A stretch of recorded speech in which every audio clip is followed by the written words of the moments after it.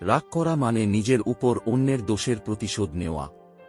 আপনার প্রিয় মানুষটি কোনো কারণে আপনার উপর রাগ করতেই পারে, কেননা এটা তার অধিকার, আর তার রাগ ভাঙানোটা আপনার দায়িত্ব। রাগে পাথর মারলে সেই পাথর এসে প্রথমে তোমার পায়ে আঘাত করবে। রাগে অন্ধ হয়ে এমন কিছু বলো না যাতে তোমার পরে অনুতাপ হয়। সেই মুহূর্তে যদি ভালো কিছু বলতে না পারো তাহলে কিছুই বলো না।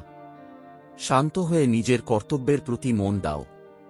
যে তোমাকে রাগান্বিত করে সে তোমাকে জয় করে। রাগ এমন একটি আবেগ যা আপনাকে এমন কিছু করতে বাধ্য করে যা আপনি করতে চান না। নিজের রাগকে জেদের পর্যায়ে নিয়ে যাওয়া মানে নিজে বিষ খেয়ে অন্যের মারা যাওয়ার অপেক্ষা করা। সবকিছুতেই খুব বেশি রাগ বা জেদ ভালো নয়, কারণ এই দুটি জিনিস আপনাকে আপনার জীবনের সবথেকে কাছের মানুষগুলোর থেকে আলাদা করে দেয়। যা রাগ থেকে শুরু হয় তা লজ্জায় শেষ হয়।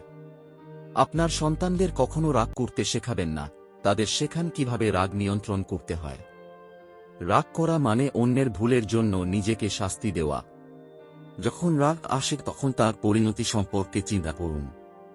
যে রাগান্বিত ব্যক্তির প্রতি রাগান্বিত হয় না এবং উল্টে তাকে ক্ষমা করে দেয়, সে নিজেকে এবং রাগান্বিত ব্যক্তিকে বড় বিপদ থেকে রক্ষা করেন।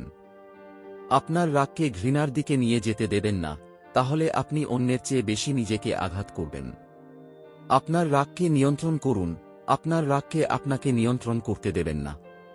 আপনি যদি ক্ষিপ্ত হন তবে এমন কিছু বলবেন না যাতে আপনি পরে অনুশোচনা করেন। আপনি যদি সুন্দর কিছু বলতে না পারেন তবে বলবেন না। শান্ত হও, তারপর যা করতে হবে তাই করো।